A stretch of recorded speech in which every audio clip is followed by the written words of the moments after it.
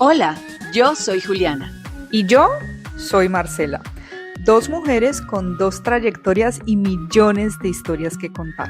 Aquí hablamos de mentalidad, crecimiento personal, lecciones aprendidas, liderazgo y todas esas experiencias que nos han transformado. Porque cuando encontramos nuestra voz, ya no hay vuelta atrás.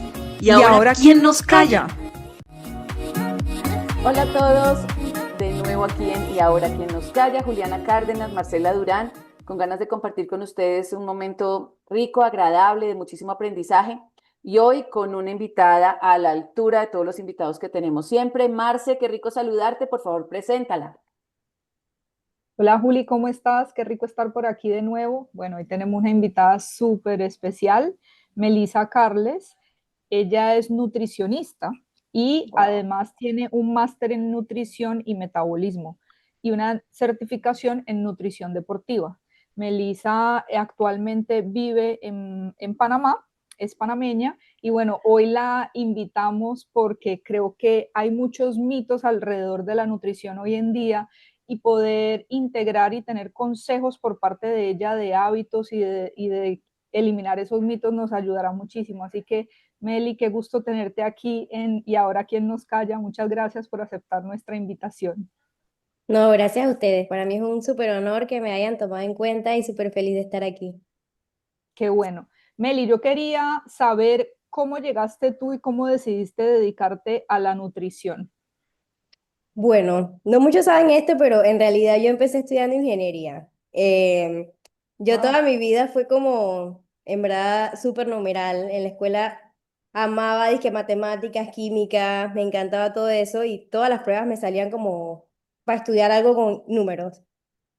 Y bueno, yo no lo pensé, yo ya esto es lo mío, voy para ingeniería. Empecé, me acuerdo, en la Universidad Tecnológica aquí en Panamá. Me gané una beca para irme con todo pago a estudiar ingeniería. Y cuando me dan la beca, mis papás y todo el mundo contento. Y yo dije, ya no quiero estudiar esto. O sea, todo el mundo casi me mata. ¿De qué va? ¿Cómo así? Claro. Toda la cosa que has hecho por tu beca, porque obviamente era dije, un concurso y yo dije, en verdad ya no. En ese momento me acuerdo que yo estaba, bueno, en verdad yo soy deportista, tengo muchos años haciendo deporte, pero en ese momento estaba como, me acuerdo que estaba como en un, no sé, estaba como en, no sé, estaba como en un punto que estaba súper extasiada, por así decirlo. En ese momento estaba haciendo cayuco. Y me acuerdo que estaba yo en las clases de ingeniería y yo pensando que tengo competencia ahora, voy a practicar, qué debería comer yo para esa carrera, ¿será que rindo bien? ¿Será que me recupero bien? O sea, todo estaba como en mi cabeza, estaba como en otro lado. Y siempre, todas las clases yo, man, te lo juro que ni prestaba atención. Y después como que me empecé a visualizar y yo dije, man, yo jamás me veo, dije, en una oficina, en un escritorio de 8 a 5, ya empezó en mi cabeza como que en verdad esto no es la vida en la que yo me visualizo. Me visualizo más como una mujer deportista, enseñando cosas, viviendo de esto, no sé qué, o sea, y ahí como que entró a mi cabeza la nutrición. O sea, no fue una cosa que yo te puedo decir que desde chiquita, ni que desde que estaba en la escuela, o sea, ya tenía 2 años estudiando ingeniería. Así que bueno, en ese momento decidí empezar de cero acá en Panamá. Y yo dije, bueno, en algún momento me quiero estudiar afuera, así que mi plan es empezar ya la licenciatura porque no podía perder más tiempo. Y cuando termino, entonces hago mi maestría afuera. Y bueno, gracias a Dios lo pude lograr. Y demasiado feliz de esa decisión que tomé en mi yo del pasado, porque de verdad que es una carrera que me llena, me encanta y bueno, siento que aquí en verdad soy feliz. Melissa, rompámosle el primer mito a la gente. Y es que Ajá. cuando uno le hablan de nutrición, lo primero que uno piensa es algo difícil, o sea, para llevarlo uno, ¿no? No de la carrera, sino cuando te dicen, ay, tienes que ir al nutricionista, no va a decir, uy, me va a tocar aprender a cocinar cosas nuevas, voy a comer cosas que no saben a nada y no me va a gustar, me van a restringir, ¿no? O sea, como que no tiene, no hay mucho entusiasmo cuando uno va al nutricionista porque lo asocia con eso. Lo asocia con restricción, lo asocia con regaño, sobre todo si vas a bajar de peso o si te van a ajustar, que comas saludable, siempre está como la idea de me van a quitar cosas ricas. Entonces, Hablemos un poco de ese mito porque yo creo que si hay alguien que nos puede aclarar el tema, pues es una profesional en la nutrición y también que nos expliques por qué se ha creado ese mito tan tenaz. O sea, Sí, sí, sí, eso de verdad que es una de las cosas más comunes.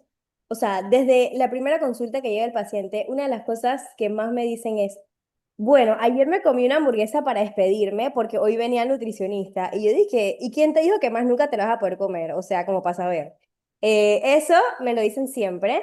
Y la ujú. otra cosa que dicen siempre, que en verdad siempre me quedo, dije, man, ¿cuándo en la vida te he regañado? Pero llegan diciendo, ¿me vas a regañar? Y yo dije, ¿cuándo te he regañado en la vida? Y me dicen, ah, bueno, es verdad, nunca. Y yo dije, pero asocian ir al nutricionista con eso.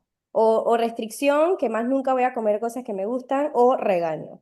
Entonces, es totalmente falso, porque uno, la mayoría de las veces, aunque no lo creas, bueno, las pacientes que, por ejemplo, viven con restricción impuestas por ellas mismas, cuando vienen a la cita, se dan cuenta que yo las voy a poner a comer más de lo que están comiendo, porque el cuerpo vive como en modo ahorro de energía y empiezan a guardar grasa o a tener ansiedad, a picar más cosas. Entonces, se dan cuenta normalmente que la mayoría de las veces en este tipo de pacientes comen más y me dicen, wow, todo eso, ¿en serio? Y no me voy a engordar. Entonces, eso es número uno, que probablemente tengas que comer hasta más para poder lograr tus objetivos. Y número dos, siempre cabe espacio para comidas, entre comillas, que supuestamente son malas, que eso es otra cosa. O sea, no existen como que comidas buenas o malas siempre y cuando haya un balance. Entonces, es más importante poder lograr como que un 80% de tu dieta bien para toda tu vida a que tú hagas un 100% perfecto por un mes, 2 meses. Entonces, eso es algo que yo siempre recalco y siempre trato de comunicarle a mis pacientes. Es como que yo prefiero que tú vayas con tus amigos y te comas una super hamburguesa que te encanta, que no está mal, eh, a que tú te hagas la cosa tan perfecta, tan restrictiva que te hartes y no te quieras comer una hamburguesa, sino 5 en una semana.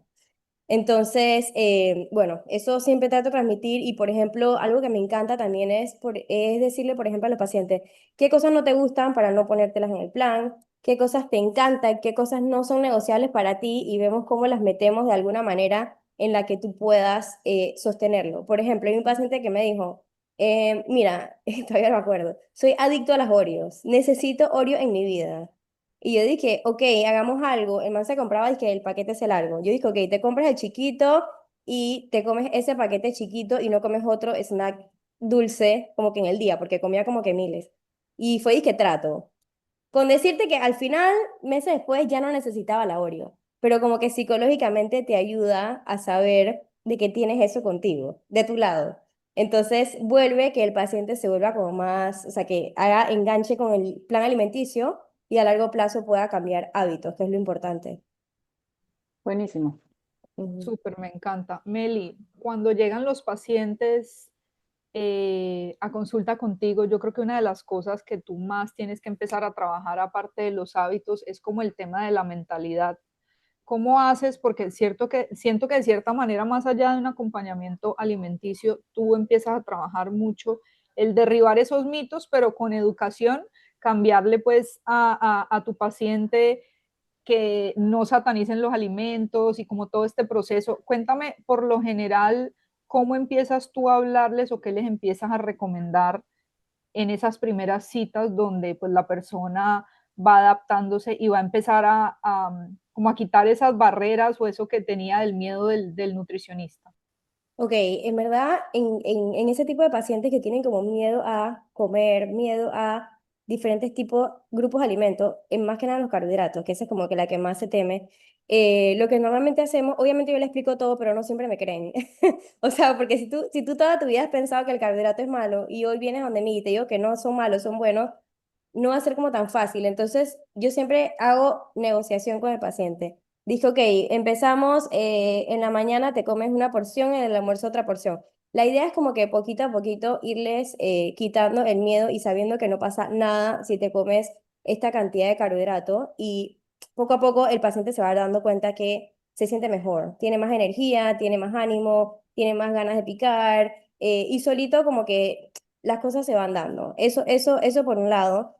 Y por la parte esta que me mencionabas de la mente y de eso, en verdad es súper difícil. Eso sí te digo que es una parte difícil para mí porque muchas veces me toca jugar papel como si yo fuera una psicóloga que no lo soy, o sea, ni cerca, pero en realidad la comida es muy emocional, o sea, y eso no es malo, eso nos pasa a todos. Lo malo es cuando cogemos la comida como único escape, ¿ok? Eso sí es malo. Entonces muchas veces me toca como que abordar un poco ese tema, pero casi siempre lo que trato de hacer es trabajar junto con psicólogos en ese caso. Pero sí, o sea, esa parte de la comida, la mente, satanizar los alimentos, eso es algo de día a día que siempre como que depende de cada paciente, vamos como que tratando de ver la estrategia que utilizamos. Elisa, hay una situación y es que la gente le cree mucho, no sé si es un mito también, al factor hereditario. Ajá. Entonces la gente dice, no, es que yo voy donde nutricionista y no importa cuántas dietas yo haga, es que en mi familia todos somos gordos. O yo me adelgazo mientras esté con el nutricionista, pero luego con que huela un pan me subo de peso. Y la gente está llena de esas frases y realmente lo creen. No sé si es verdad, no sé si no, pero me gustaría que lo dijeras porque son constantes, ¿no? Son como lugares comunes en los que la gente cae permanentemente.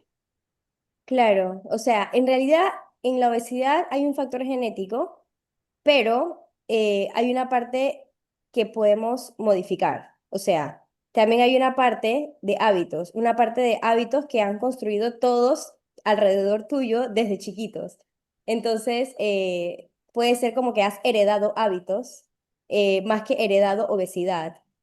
Ujú. Aunque, como vuelvo y repito, si hay casos, pequeños casos, que sí tienen que ver con la genética, más que nada también puede ser con problemas hereditarios tipo de tiroides, lo que más se ve en consulta a diario son problemas de resistencia a la insulina, que normalmente cuando hay resistencia a la insulina cuesta mucho más bajar de peso, o sea, es un poquito más difícil, pero no imposible. Entonces, tiene que ver con la genética, probablemente, porque si tú tienes una familia con antecedentes de diabetes, con antecedentes de resistencia a la insulina, tienes un alto riesgo A, pero no significa que lo vas a tener sí o sí. O sea, si tú luchas contra eso, o sea, tienes buenos hábitos alimenticios, haces ejercicio, probablemente nunca lo tengas.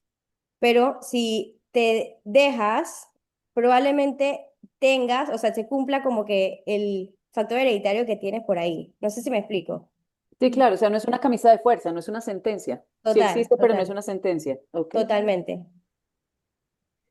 Meli, cuéntanos un poquito eh, cómo debería ser un plato que sea, digamos, integral en cada comida. ¿Qué proporciones y qué grupos de alimentos debería tener?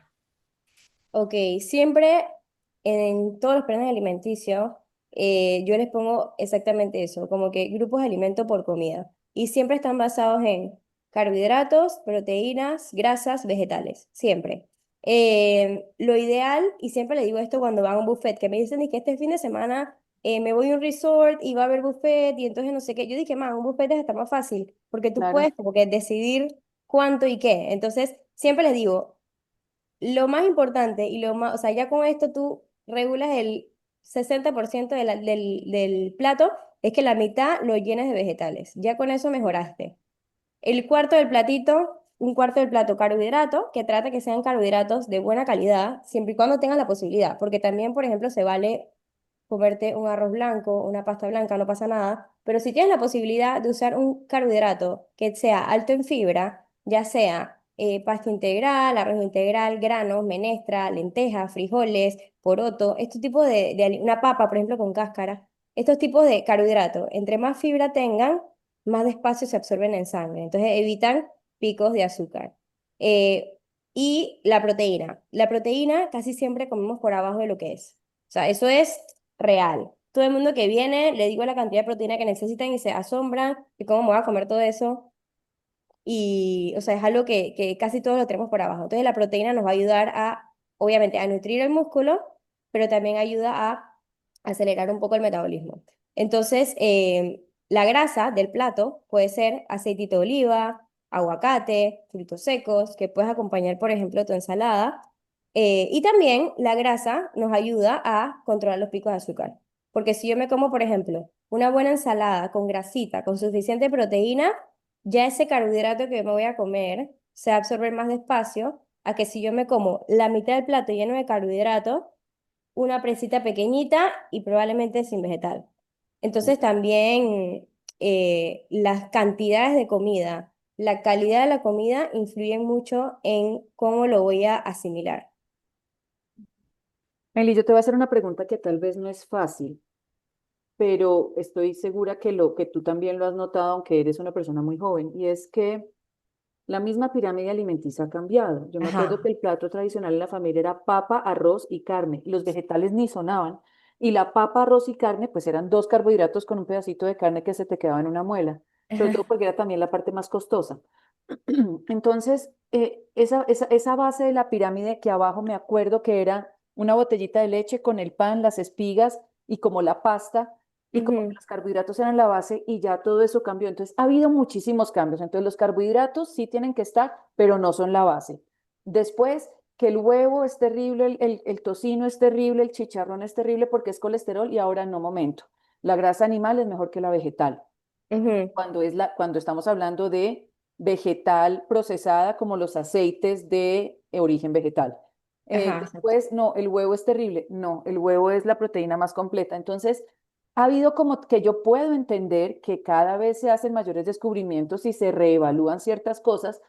Cuéntanos un poquito como ese cambio y esa evolución que ha tenido la percepción de los alimentos. Claro, ahorita mismo lo que se utiliza más es como el método del plato. Antes se utilizaba full la pirámide alimenticia, que era eso, igualito. Los carbohidratos, la proteína, no sé qué. Ahora se utiliza el método del plato, que si ves es como lo que digo, la mitad del plato vegetales, un cuarto carbohidrato, un cuarto proteína. Lo que se ha visto es que antes como que había muchas industrias que estaban como metidas en esto de la alimentación, entonces como que lo hacían a su conveniencia. Igualmente, se han dado cuenta, todos los días cambia la cosa. Y para nosotros también es como que súper difícil estar como que, Claro. porque siempre va a venir alguien que te pregunta algo que salió en TikTok. Entonces uno siempre tiene que estar como Pero es preparado. que ahora ustedes tienen una competencia terrible, Me porque quitaste la Total. pregunta, Meli, porque yo decía, ¿cómo manejas claro, la desinformación de redes? Que claro. llega todo el Es una mundo cosa fuerte creyendo en porque es lo que nutricionistas. digo, o sea, tú dices algo y no te Terrible. creen. O sea, es Mm, como que, no, pero mm, fulanita de tal, no sé qué, no sé qué. sí, Entonces, bueno, eso es como una lucha diaria y también hay que tener cuidado con los estudios, porque hay muchos estudios que, por ejemplo, o sea, no es lo mismo que salga un estudio que demostró algo a que hayan miles que demuestran otra cosa. Entonces, exacto. yo también puedo agarrar el estudio que para a mí me conviene. ¿Me explico? Entonces, si yo, por ejemplo, quiero creer que el chicharrón es bueno, yo puedo buscar el estudio que me dice que la grasa saturada es buena.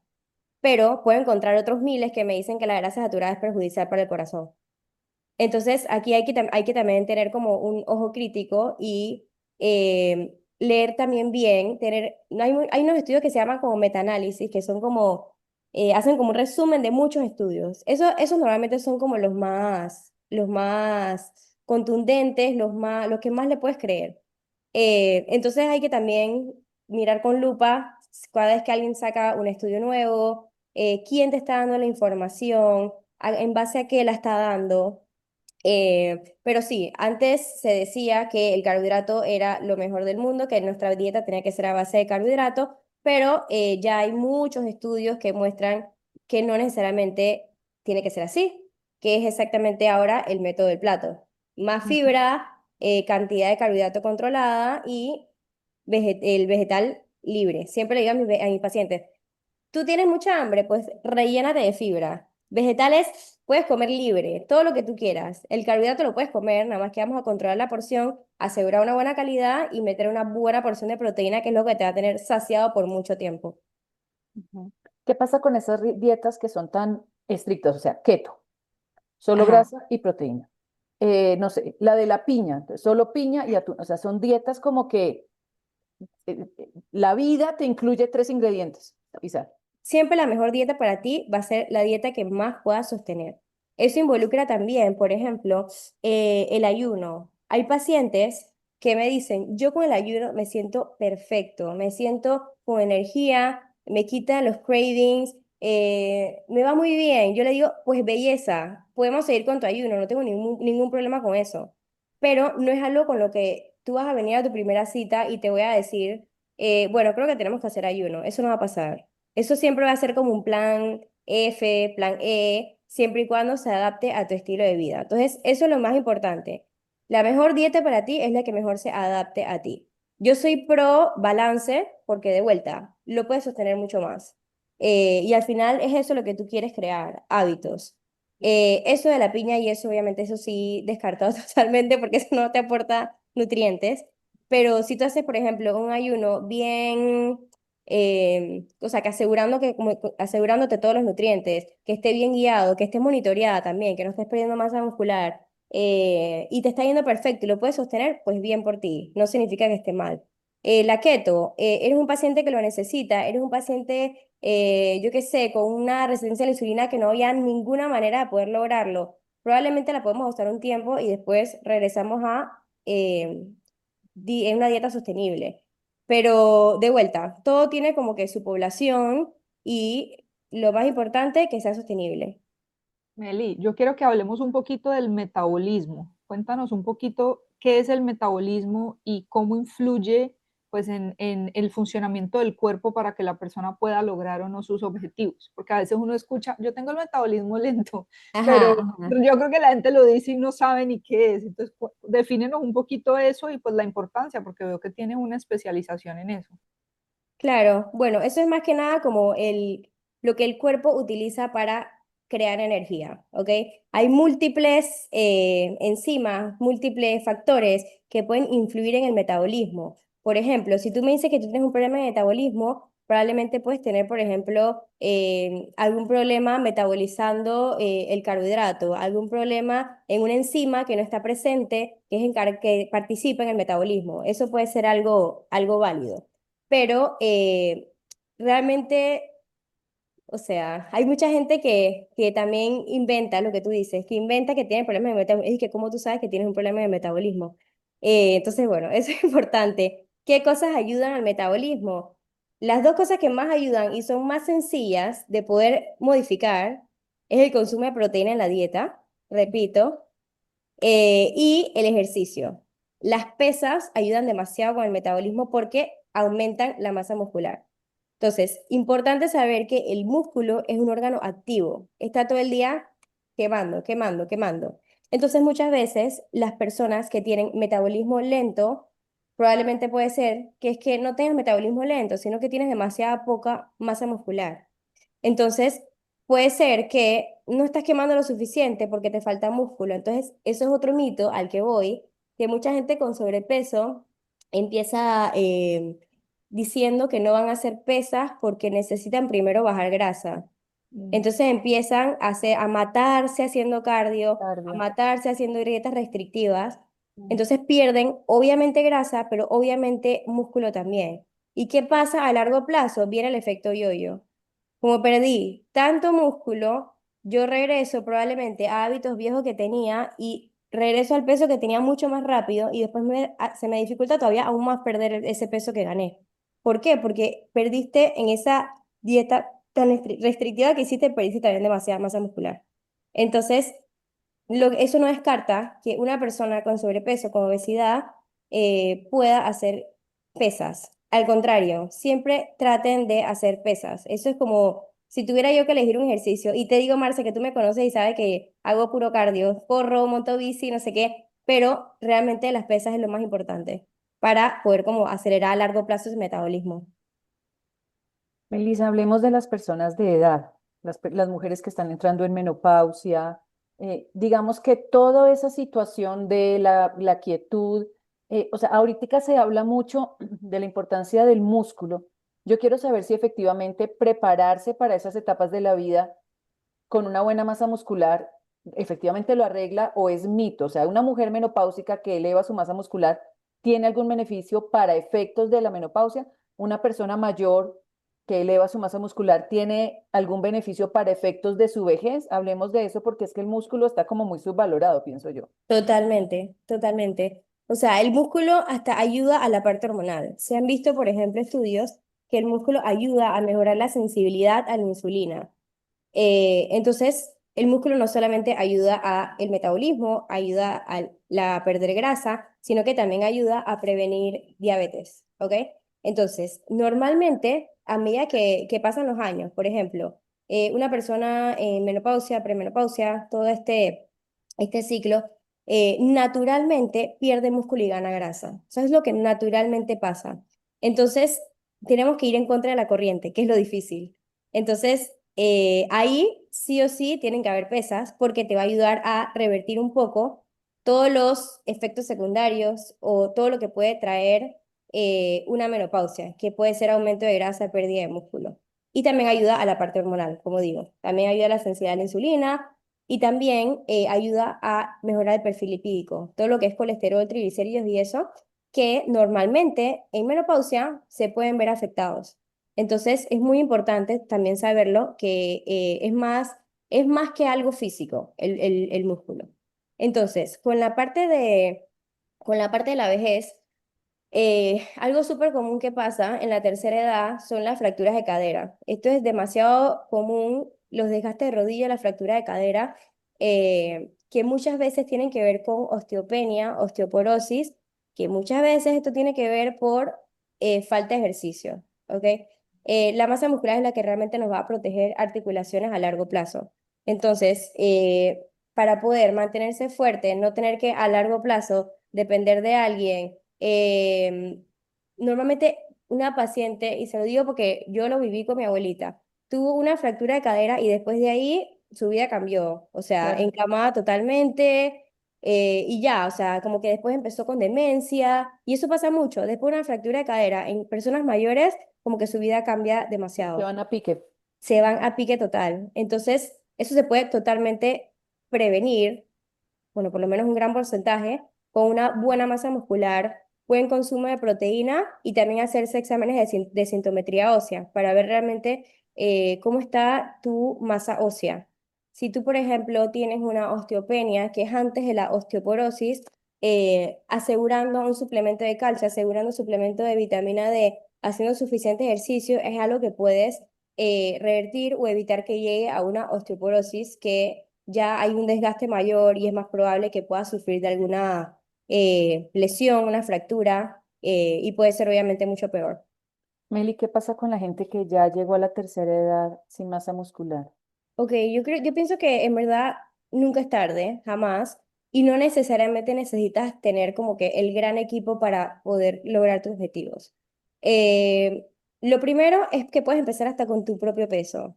Por ejemplo, hacer una sentadilla, probablemente si estás empezando vas a quedar adolorida. O sea, una sentadilla que no necesitas nada, ni siquiera una libra. Cosas tan sencillas como eso, por ejemplo, hacer una sentadilla pero recostada a la pared, o sea, como poner la pared como de apoyo, eso es algo que tampoco necesitas equipo. Entonces, quizás hacer ejercicios sencillos que no involucren ni siquiera peso te pueden ayudar. Va a llegar un punto en el que probablemente vas a necesitar meter algo, pero que tú metas, puedes empezar con pesitas chiquitas que puedes tener en tu casa, unas 5 libritas que puedes empezar, por ejemplo, para hacer hombros, para hacer brazos y probablemente unas más pesaditas ya cuando puedas meterle algo a las piernas. Pero a lo que voy es que no necesariamente necesitas un gimnasio para poder mejorar tus hábitos de ejercicio. Y también otra cosa que puedes utilizar son ligas. O sea, las ligas también o sea, te pueden dar algo de resistencia y no es algo como tan complicado de tener en casa. O sea que uno con las ganas, obviamente traten, o sea, si es que vas a empezar de cero, hay que buscar una asesoría por lo menos para empezar. Y después de ahí, mantener tus hábitos en casa, sin el gran gimnasio del mundo, se puede lograr. Súper. Meli, yo quería preguntarte algo que hemos caído, creo que todas las mujeres, o bueno, por lo menos yo, las famosas pastillas milagrosas para bajar de peso. Háblanos un poco de qué opinas tú, no tanto de los suplementos, sino de que muchas veces queremos acortar camino y queremos irnos por el camino rápido y queremos resultados mágicos. Y así Total. nos lo tratan de vender con pastillas y yo creo que, bueno, por lo menos nosotros, no sé qué tanto en Panamá, pero por lo menos en Colombia tenemos una cultura un poco de la sociedad un poco obsesiva con el tema del cuerpo y uno crece con esa mentalidad de querer hacerse cirugías desde jóvenes, de querer buscar siempre como el método fácil y de tomar pastillas o hacerse tratamientos que muchas veces no son necesarios, que hoy en día está muy comprobado que se pueden lograr con la alimentación. Háblanos un poquito de eso. Ok, mira, eso es como pan de día a día consultorio. O sea, no tienes idea la cantidad de gente que llega diciéndome, por favor, dame una pastilla. Y yo dije, primero, no estoy a favor de eso. Y número dos, yo no soy doctora, yo no te puedo recetar una pastilla, así que estás en el lugar, no estás en el lugar adecuado. Eso número uno. Entonces, las pastillas, las más comunes que se utilizan son las que literalmente evitan la absorción de grasa. O sea, las que te tomas y vas al baño y literal haces heces que son pura grasa. Botas todo lo que comes, literal. Esas son como las más comunes. Pero también, ¿qué involucra eso? Hay muchas vitaminas que se absorben en grasa. Por Sí, ejemplo, la vitamina A, la vitamina E, la vitamina K, que cuando tú estás tomando esas pastillas para botar la grasa, estás botando ese poco de vitaminas y puedes a largo plazo tener una deficiencia y causarte más daño. Dos, causan también el efecto yo-yo.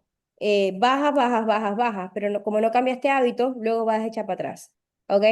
Y de vuelta, no es sostenible. Tú no puedes tomar pastilla para toda tu vida. Entonces, no es algo que, o sea, es algo que jamás voy a mandar. Aparte que, como les digo, no tengo idoneidad para hacer eso. Eh, y lo otro que quería comentar es que ahora se están utilizando métodos para tratar otras cosas, por ejemplo, diabetes. No sé si han escuchado la famosa Ozempic. Uy, El eso te iba a Ozempic, preguntar. ajá, el Ozempic no es malo, eso se hizo para un propósito.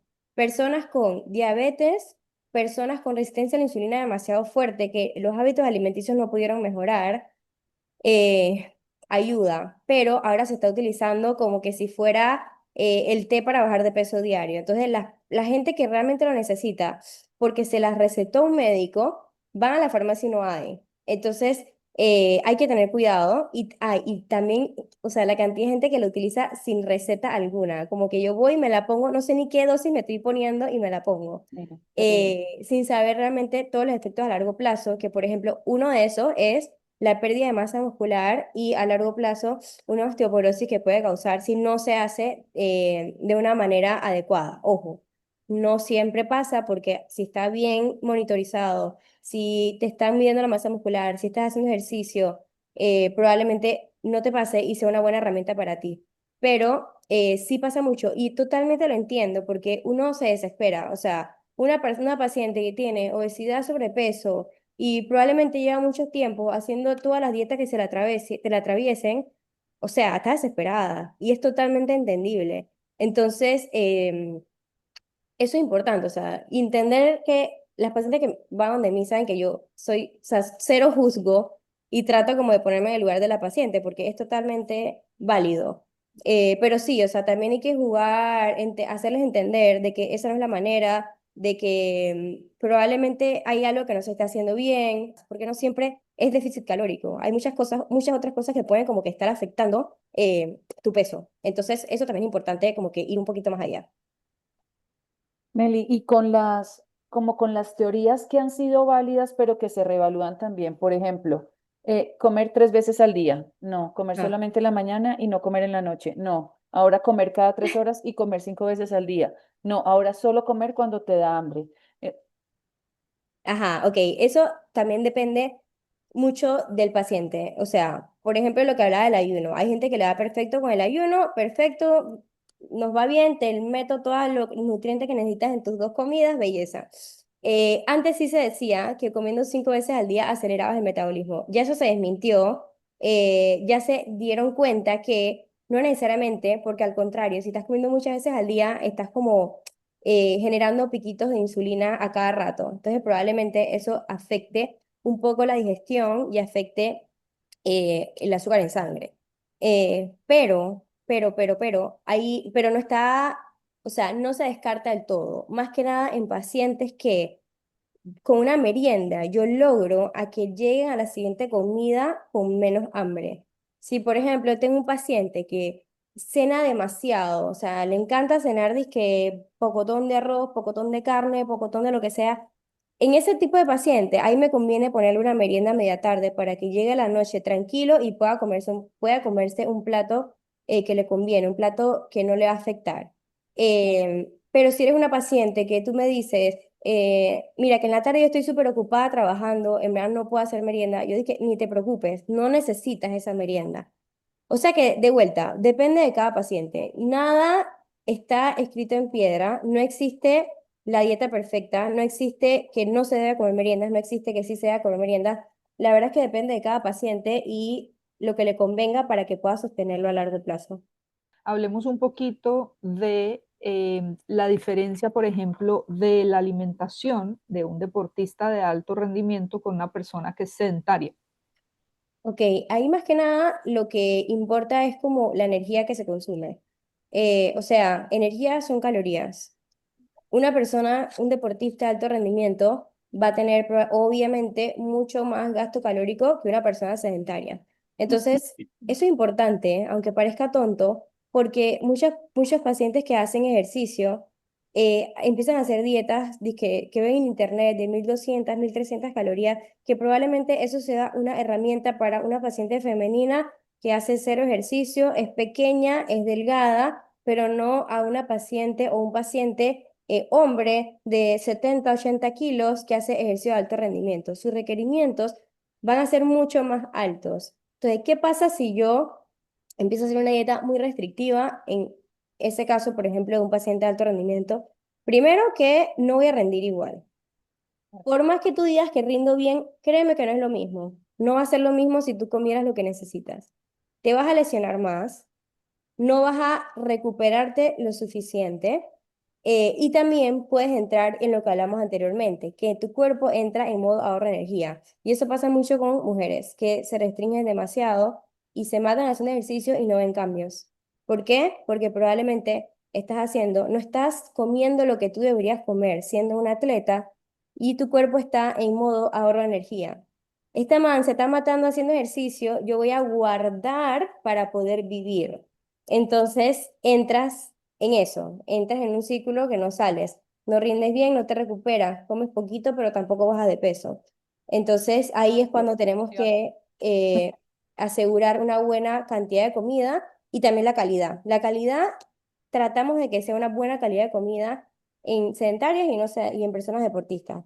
Pero obviamente en deportistas es muy importante porque de ahí es donde vas a agarrar o sea, vas a agarrar tu fuerza para rendir. Tu rendimiento tiene mucho que ver con los nutrientes que tú consumes. Entonces, súper, súper importante la calidad de la dieta que estás teniendo. Meli, ahora que estás hablando de la calidad, te voy a contar algo que hablamos con mi esposo la semana pasada.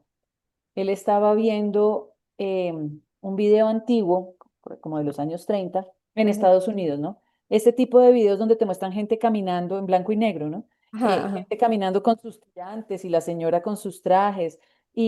La cámara está puesta en un lugar y muestran a la gente comprando periódicos en los carros, pasando a caballo, o sea, los años 30 en Estados Unidos. Y en un video real de gente común, no eran actores, no había un gordo. Y si tú ves a una persona un poquito pasada de peso, es la persona que tiene un poquito de pancita, pero no es este nivel de obesidad que muchas veces tú vas a Estados Unidos, que es el país del video, por eso lo pongo de Ajá, ejemplo, y tú encuentras en la calle gente que está en una silla de ruedas solo por el peso. sí. Entonces, ¿qué ha pasado con la alimentación? Porque estás hablando de calidad y como que el mundo avanza en unas cosas, pero como que echamos para atrás en otras. Entonces, hablemosle un poco a la gente de eso, o sea, no todo lo que nos metemos a la boca nos está alimentando y qué está causando. Claro, aquí es súper importante el hecho de lo procesado que es la comida hoy en día. O sea, por ejemplo, algo tan sencillo como el trigo está tan modificado genéticamente para que alcance para todo el mundo, para que sea barato, que ya no es lo mismo que era antes. Por eso es que ahora se habla tanto, por ejemplo, del gluten, que el gluten es lo peor, que el gluten es lo peor. ¿Por qué? Porque ya no es lo mismo de antes. Ahora es mucho más inflamatorio de lo que era. Pero lo que yo les recomiendo a mis pacientes siempre es, entre más natural coman, mejor. O sea, traten de evitar las cosas de empaque, las cosas congeladas, todo lo que haya tenido que pasar por una máquina, por un procesador, por lo que sea que, o sea, por lo que sea, entre más natural mejor. Por ejemplo, una papa que no tiene etiqueta, un pollo que no tiene etiqueta, un vegetal que no tiene etiqueta, todo lo que no tenga etiqueta siempre va a ser mejor, porque dentro de lo posible, porque obviamente no podemos controlar si hubo pesticida, si fumigaron, si modificaron, o sea, obviamente hay una parte que no podemos controlar, pero dentro de lo que podamos hacer, siempre entre más natural comamos, mejor. Ahora también, por ejemplo, a los animales que le inyectan tanto para, por ejemplo, a la vaca, para que produzca tanta leche, le inyectan de todo. Entonces, también no es lo mismo que era antes. Todo ha evolucionado. Entonces, bueno, tenemos esa desventaja en esta generación y probablemente después no sé si vaya a ser peor o mejor, pero sí tenemos que tener mucho cuidado con las cosas procesadas, más que nada. Meli, ¿alguna vez tú tuviste una mala relación con la comida o con algún alimento? Mira, en realidad yo creo que nunca he tenido así algo como extremo, pero probablemente es algo que las mujeres hemos pasado por, en el sentido de por ejemplo, más que nada como nutricionista creo que es más peligroso. Eso también es como una presión social que tenemos las nutricionistas, de que siempre uno tiene que estar perfecta, cosa que es totalmente inválido porque o sea, somos totalmente humanas como todo el mundo.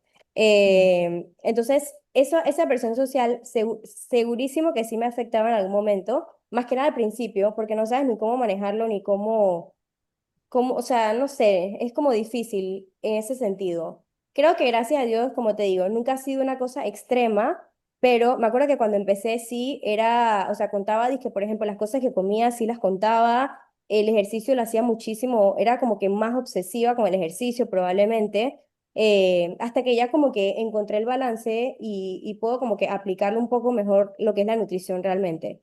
Pero definitivamente que de alguna manera sí me ha afectado y pienso que, como te digo, las mujeres en la adolescencia probablemente algo de mala relación con la comida hemos tenido. Otra cosa que te iba a mencionar es que, hablando de la presión social como nutricionista, creo que cuando uno también sale, o sea, cuando yo salgo a comer, tú me puedes ver comiendo una ensalada con quinoa, pero en otro día me puedes ver comiendo una pizza. Otro día me puedes ver comiendo un yogur griego con mi hijo, pero otro día me puedes ver comiendo un helado con él. O sea, ¿me explico? No Claro. significa que uno tiene que ser perfecto, ni significa que yo hago todo perfecto, porque creo que la nutrición se basa en el balance. O sea, realmente tú tener una buena nutrición significa que puedes tener ese balance. Si tú eres 100% estricta, 100% perfecta, eso probablemente no sea una buena nutrición y probablemente tengas una mala relación con la comida. Entonces, eso también me costaba. O sea, por ejemplo, si yo salía y yo me quería comer, ponte, una pizza con mi familia, yo estaba, que ahí a la vida. Me van a ver y van a decir que no soy buena nutricionista porque me estoy comiendo esto. Eh, y muchas veces todavía me pasa, o sea, en el sentido de que probablemente salgo y me dicen, ¿y tú vas a comer eso? Pero ya no me importa, porque ya como que ya aprendí a vivir con eso. Y es que, claro, si yo tengo balance en mi vida, ya como que ya eso lo cojo un poco Lo mejor, pues, pero superaste. sí, pero sí, o sea, sí es fuerte la presión social que Sí, uno me imagino. siente, que uno tiene, más que nada cuando uno empieza, pues. Nosotros siempre nos gusta en el episodio dejarle como algo educativo a la gente. Yo quisiera hoy que le mandáramos un mensaje a dos poblaciones específicas. De pronto a las mamás que estamos educando hijos de diferentes etapas y que para nosotras aprender a comer, pues fue ya, aprender a comer bien, lo aprendimos ya de adultas, por lo menos hablo en mi caso. Y Ajá. por lo que hablábamos un poco también de que ha cambiado el tema de todo lo de la pirámide alimenticia y eso. Entonces, para nosotras, ¿cómo poder instaurar hábitos en nuestros hijos de que coman bien? Y por otro lado, un mensaje también que le pudieras dejar a aquellas personas adolescentes que tienen una mala relación con la comida, que están expuestas a redes sociales y que existen las enfermedades como la bulimia y la anorexia que afectan a muchísimas, y te lo hablo porque tengo una hija adolescente que puede estar expuesta a ver como que tengan esas chicas que tienen cinturita, o ahora que está muy de moda las series coreanas, que ve uno que esas viejas son súper flacas, y pues al final es algo que no podemos negar y que en nuestra adolescencia de pronto también la pasamos, pero creo que es como ese mensaje de aliento y de guía para las mamás y a estas adolescentes que nos pueden estar viendo, para uno saber también qué mensaje le darías a ellas. Ok, bueno, primero con las mamás, primero saber, primero que sepan que en verdad nunca es tarde. O sea, si yo, por ejemplo, empiezo hoy, por más años que yo tenga, o sea, en 5 años ya van a haber 5 años que yo cambié mi estilo de vida. O sea, siempre hay un comienzo y nunca es tarde. Entonces, importante también que lo que nosotras comamos de nuestros hábitos alimenticios, obviamente va a depender los hábitos alimenticios de nuestro hijo. Entonces, que ellos vean que uno come vegetales, va a por lo menos a tener la curiosidad de nuestro hijo a querer comer vegetales. Entonces, importantísimo no querer que ellos coman algo que nosotras no comemos, ¿ok? Eso no, porque siempre, ay, que mi hijo no come esto, y tú, dices que, no, que a él no le gusta eso, se lo has dado a probar, tienes que, no me acuerdo exactamente el número, pero hay como un número que es de que se lo tienes que dar a probar no sé cuántas veces, creo es más de 20 veces, un alimento a un niño para decir que no le gusta. Entonces, no es tanto como que se lo di un día y no le gustó. O sea, síguelo intentando, pónselo en el plato, aunque probablemente no se lo coma. Va a llegar un día en que probablemente lo pruebe y se dé cuenta que no es tan malo como pensó. Entonces, eso es importante, que ellos vean hábitos, que se copien de hábitos, de seguir intentando buenos hábitos con ellos, con nosotras, obviamente, número uno. Y también entender que no siempre tienen que hacerlo perfecto con los hijos tampoco, porque te digo que eso ahora como madre también me ha pasado a mí, que probablemente quiero hacerlo tan perfecto con él que ahorita, por ejemplo, nos fuimos de viaje, que te dije, Marce, que estaba de viaje, y en verdad nos tocó, dizque, ¿sabes? Cuando uno viaja, es como que paramos aquí a comer y es como que hay a la vida. Solo hay papas fritas. Mi hijo en mi vida había comido algo frito y yo lloraba. Yo dije, y después fue como que, ok, relájate, no tiene que ser todo perfecto, estás haciendo lo posible y está bien, ¿ok? Siempre y cuando, de vuelta, un 80% se mantenga hábitos sostenibles, hábitos saludables, está bien y no tiene que ser perfecto. Entonces, a las adolescentes, el cuerpo perfecto, o sea, ¿quién dijo que ese era el cuerpo perfecto? O sea, no existe el cuerpo perfecto. Em, no existe tampoco la dieta perfecta. La dieta perfecta, o sea, dieta es lo que comemos diario. Eso es dieta. Porque la gente asocia la palabra dieta con restricción. ¿Ok? Entonces, eso, primero saber que eso significa una dieta diaria. Lo más importante es nutrirse para que tu metabolismo, para que tu cuerpo pueda funcionar de una manera correcta. Si yo me restringo demasiado, si yo como demasiado poquito, mi cuerpo no va a funcionar. Y de vuelta, lo que voy a ocasionar es perder masa muscular, lo que voy a ocasionar es que a largo plazo sea mucho más difícil y crearme quizás, me puedo crear quizás como consecuencias que en este momento no voy a ver. Pero el adolescente también es súper difícil porque es como que como tú le dices que a largo plazo, que cuando sea adulta le va a afectar. A ella no le importa eso, ella quiere verse bien en ese momento. Entonces Claro. ahí involucra mucho como que cuando uno vea como señales, tratar siempre de llevarla a una psicóloga o algo para atacar siempre cualquier desorden alimenticio de una vez, porque cuando uno entra como en estos temas de anorexia, bulimia, la verdad es que es bien difícil poder salir de ahí. No es imposible, tengo una amiga que está especializada en estos temas y le encanta y ha tenido miles de casos de pacientes que salen de eso, pero obviamente sí es más complicado. Así que siempre cuando se vea alguna señal, atacarlo una vez para evitar entonces que estos desórdenes alimenticios progresen. Meli, mira, nuestros episodios por lo general duran 1 hora, nos estamos acercando ya. Yo necesito preguntarte si haces consultas online, porque estoy segurísima que mucha de la gente que nos está oyendo le encantaría poderte contactar y vamos a dejar los datos acá. ¿Pero lo haces online? ¿Haces consultas online? Sí, sí, sí. Hago Ok. presencial en Pacífica Salud y online normalmente por Zoom. Ujú. Perfecto. Entonces, aquí dentro de la descripción del podcast vamos a dejar tus datos para que la gente pueda contactarte porque yo creo que las respuestas han sido increíbles. creo que has tenido una claridad increíblemente precisa en lo que hemos querido saber y seguramente las personas van a querer exponerte su propio caso. Me ha encantado el episodio. Posiblemente tengamos uno a futuro con algún tema específico, de pronto en deporte o solamente dedicado al metabolismo y que nos des tips, porque sí vale la pena que la gente aprenda a comer, sí vale la pena que la gente diferencie entre alimento y producto, sí vale la pena que aprendamos a cuidarnos bien en nuestra casa y entender que eso es posible. Entonces, quiero darte las gracias por habernos acompañado. Marce, siempre al final del podcast hace un resumen que nos ayuda muchísimo con todo lo que se habló. Así que yo quiero agradecerte que nos hayas acompañado. Quiero dejar a Marce con el resumen. No sé si Marce tiene otra pregunta y con seguridad las personas que nos están oyendo te van a buscar. Ay, muchas gracias. Gracias a ustedes de verdad de nuevo por la invitación. Ha sido un episodio súper educativo, pero muy bien explicado. Bueno, podemos resumir empezando de que Meli no siempre soñó con ser nutricionista, sino que empezó, era muy numérica y empezó en una ingeniería y de un momento a otro dio un cambio, abandonó beca y de todo y empezó con el tema de nutrición. Desde muy joven practica el deporte, entonces creo que eso es algo que la ayudó a cuestionarse un poco de qué tipo de alimentos comer para poder rendir en sus carreras.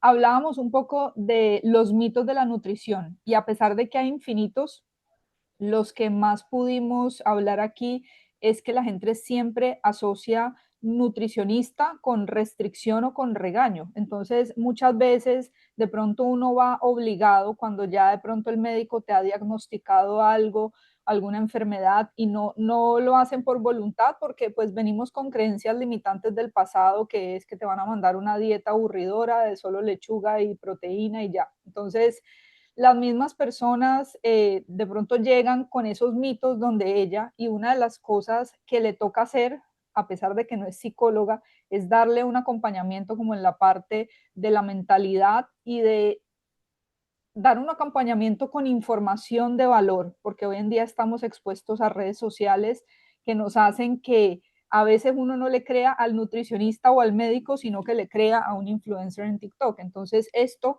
es algo con lo que creo que en muchas profesiones pues se batalla hoy en día en brindar información que de verdad sea real. Y una de las cosas que nos decía Meli es que hay muchos estudios clínicos que de pronto hablan de lo que te convenga, que no necesariamente son estudios que tienen un buen respaldo donde te digan que un alimento ayuda o no a ciertas cosas. Entonces, de lo que decía Meli, es que no existen, digamos, alimentos buenos o malos, sino que uno debe tratar de buscar un balance y que si el 80% de tu dieta, que dieta significa lo que consumes en el día, no algo restrictivo, sino el alimento que tú consumes en el día, se le llama dieta, según nos explica ella. Ese 80% de tu dieta para siempre es mucho más sostenible que tú des un 100% de restricciones durante 2 o 3 meses y que te haga volver a efectos rebotes. Otra de las cosas es cuando los pacientes llegan satanizando ciertos alimentos y con miedo a no consumir A o B por ciertas cosas o no comer más de lo que realmente comen porque no llegan al requerimiento calórico y esto hace que la gente crea o tenga el miedo de que se va a engordar si incluye el alimento o incluye las porciones que manda Meli. Entonces es un proceso un poco de la negociación con el paciente para que puedan integrar esos alimentos y de ir cambiando la mentalidad para que la gente no relacione siempre la comida con temas emocionales como único escape, que es algo que hoy en día pues con mucha frecuencia nos pasa a las personas, que somos comedores emocionales y que aun cuando ella no es psicóloga, pues sí hay casos donde le toca remitir al paciente a psicología o dar acompañamiento con educación e información. Hablábamos un poco del tema de factor genético, que muchas veces las personas dicen, no, es que yo soy gordo porque tengo mi familia, todos son así de todo, pero más allá de un factor genético, que no quiere decir que en ciertos casos sí los haya, hay un factor de hábitos, de lo que tú creciste viendo en tu casa que comía la familia. Entonces muchas veces, antes de pensar que es solo bajas o no bajas de peso por X condición genética, pues primero hay que ver ciertos hábitos que te lleven a evaluar si de verdad estás con una condición o no hereditaria que te permita bajar de peso o no.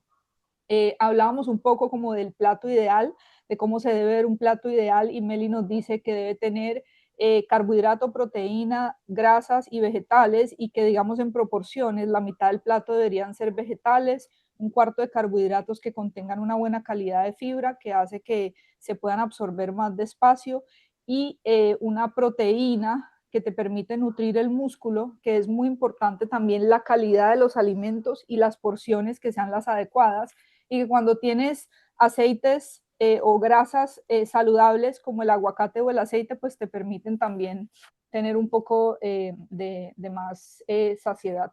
Hablábamos también de las dietas extremas, que no está de acuerdo con ninguna porque son como, todo extremo es malo, ¿no? Hay que tratar de buscar un balance. De pronto la keto sirva para ciertas personas que tienen algunas patologías o que tienen algo como epilepsia, o de pronto a un paciente ella le pueda recomendar la keto un tiempito y luego le mande otro plan del ayuno, de tantas dietas que hay hoy en día, que más que todo lo que ella recomienda es, dependiendo del caso de cada paciente, de su estilo de vida y de los alimentos que le gustan, pues buscarle un plan que se ajuste a su medida para de la mano llevar un proceso que te permita construir hábitos que sean sostenibles a largo plazo. Y una de las cosas que ella promueve mucho es el balance, y no creer que porque ella es nutricionista en su vida ella solo come vegetales y proteínas y nunca se va a comer una pizza, sino en entender que, pues, que los cambios y que la vida tendrá momentos donde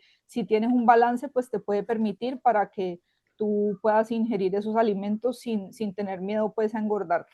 Nos explicaba un poco del metabolismo, que es lo que el cuerpo utiliza para crear energía, y que dos cosas que ayudan mucho al metabolismo es el consumo adecuado de proteína y también el ejercicio que tiene pesas, que hace que el músculo, al ser un órgano activo, constantemente esté quemando grasa todo el día, y esto haga que la gente a veces, cuando digamos que dice, ay no, yo necesito adelgazar y para eso voy a hacer solo cardio porque cuando baje grasa hago esto. De la mano de eso, lo que explica ella es que puede haber una pérdida puede haber una falta de músculo, y que en el camino de hacer exceso de cardio pues puedas perder también músculo, y eso no haga que permita mejorar como tu composición corporal. Hablábamos un poco del tema de la menopausia, donde es un momento de la vida donde muchas mujeres pasan procesos que ciertos exámenes pueden verse alterados, como por ejemplo el perfil lipídico. Entonces, de las cosas que recomiendan siempre es empezar a construir masa muscular que protege las articulaciones, y que eso se hace con el ejercicio y una buena alimentación y un buen balance para poder llegar a esa etapa de la menopausia mejorando ciertos temas sin tener que pasar porque hayan cambios pues en tu cuerpo. Hablamos un poco de la tercera edad, donde ella decía también que hay personas que llegan a la tercera edad y nunca han hecho ejercicio y pueden tener poca masa muscular, y eso hace mucho más propenso a que puedas tener una caída, a que puedas tener osteoporosis o ciertas cosas. Pero la invitación aquí es para que la gente, así la edad que tenga, considere que nunca es tarde y que puedan empezar a construir masa muscular para llegar a una mejor vejez, y que no necesariamente tú tienes que tener un gimnasio o muchas máquinas en tu casa o herramientas para poder hacer ejercicio. Tienes la opción de hacer ejercicios con tu propio peso, de hacer ejercicios con ligas y de empezar a tener de pronto unas pequeñas pesitas que te puedan ayudar, y pues si nunca has hecho nada, sí recomienda que sea dirigido, ¿no? Hablamos un tema muy importante, creo que nos afecta hoy en día, y es el tema de creer que hay pastillas mágicas. Personalmente, aparte de que no la receta, no está de acuerdo porque buscamos la pastilla o las cosas que solucionan, digamos que rápidamente todo, y esto lo que hace es que hay pastillas que ayudan a que tú elimines la grasa, y lo que hace eso es también a la par de eso perder vitaminas que pueden ser importantes, que se absorben en la grasa, y que como todo esto lo estás bloqueando y eliminando, pues no logres ese proceso de absorción. Y de una inyección que está hoy muy de moda, que es el medicamento Ozempic, que son inyecciones que pueden tener efectos o que pueden ayudar verdaderamente a personas que tengan diabetes y resistencia a la insulina, pero que hoy todo el mundo se las está, digamos que autorrecetando como una medida para poder bajar de peso rápidamente y que obviamente pues el efecto en eso no es bueno. De las cosas que hablábamos de deportistas de alto rendimiento y de una persona sedentaria, pues mucho de esto lo que hace es que hay personas que hacen mucho ejercicio y no se alimentan bien y eso afecta directamente el rendimiento y la calidad y te afecta también el músculo, y que hay otras personas que de pronto comen mucho y pues no tienen un suficiente gasto calórico, pues que hace que tengas una absorción y que no puedas bajar de peso. Entonces, más allá de recomendar o de hacer cualquier dieta en TikTok donde de pronto no estás comiendo lo suficiente o no estás haciéndolo bien, va a depender mucho de tu estilo de vida, de tu recomposición corporal y que te puedan llevar a comer alimentos adecuados y no cualquier dieta que tú veas en TikTok. Y por último, de las cosas que más recomienda ella, pues es el tema de que como hoy en día ha cambiado mucho la pirámide, tenemos alimentos procesados que son modificados genéticamente y nos afectan en el momento de consumirlos porque nos inflaman. Entonces, recomienda que sean alimentos que no sean de paquete, que sean alimentos que no sean procesados y que cada vez tratemos de consumir más alimentos naturales para poder, digamos, tener toda esta alimentación saludable. Tener un balance en la vida pues significa tener una buena nutrición y escoger bien los alimentos que estás consumiendo, pero saber que si un día te vas a comer un helado o te vas a comer algo, pues no te hace menos humano ni te hace malo, sino que es parte pues del balance de todo en la vida. Y por último, para cerrar, tenemos dos consejos importantes que ella nos da a las que somos mamás, y es que nunca es tarde para empezar a cambiar los hábitos, porque en un tiempo, en un par de 2 o 3 años vas a tener hábitos diferentes y sostenibles, y que si estás modelándole a tu hijo, pues lo importante es modelarle con ejemplo, de que tú consumas un alimento que sabes que es bueno y que él vea que tú lo consumes, no que pretendas que coma él bien y tú no, porque muchas de las cosas que aprenden los hijos, pues más allá que por repetición, es por lo que ellos ven. Y a las adolescentes, pues entender que no hay nada perfecto en la vida, ni el cuerpo, ni la dieta, nada es perfecto. Y muchas de esas cosas que si uno entendiera de adolescente en el momento, y es que todo lo que tú hagas hoy es lo que va a construir tu vejez o el adulto que vas a ser el día de mañana. Entonces de pronto ellas quieran el cuerpo perfecto ya, pero hay que entender que obviamente todo eso, más allá de estar matándose en un gimnasio, es de buscar nutrir bien tu cuerpo, porque te va a ayudar a que el cuerpo funcione bien, y que hay una parte importante en la adolescencia de un crecimiento cerebral que si tú no te alimentas bien va a impactar en muchas funciones de tu cuerpo. Y adicionalmente, la parte del ejercicio, que lo haces más que por hacerle un castigo al cuerpo, es como por crear hábitos que te ayuden a tener una mejor etapa cuando llegues a lo adulto. Y adicionalmente, aquellas mamás que de pronto estén sospechando o digamos que batallando con niñas que tengan anorexia o bulimia, es súper importante poder darles un acompañamiento no solamente psicológico, psiquiátrico y de una nutricionista que pueda ir de la mano, porque son digamos que procesos que necesitan acompañamiento para poder crear cambios en la persona y poder llevarlos a salir de ahí. O sea que si es algo que si ven signos o ciertas personas que de pronto no están consumiendo alimentos o se restringen, pues creo que las mamás tenemos que estar muy pendientes y tener como saber cuándo alzar la mano y pedir la ayuda de un especialista que pueda ayudarnos. Y bueno, Meli, creo que es como el resumen de todo lo que dijiste. La verdad que el episodio muy chévere, todo muy bien explicado. Muchas gracias por estar aquí, por dejarnos información de valor para todas las personas que nos están oyendo, y estoy segura que después de este episodio van a entender las cosas con mucha más claridad, y que obviamente yo, que sigo paciente tuya, puedo dar fe de que no regañas y que acompañas a alternativas. Entonces, Importante, importante. sí. De verdad que mil gracias a ustedes.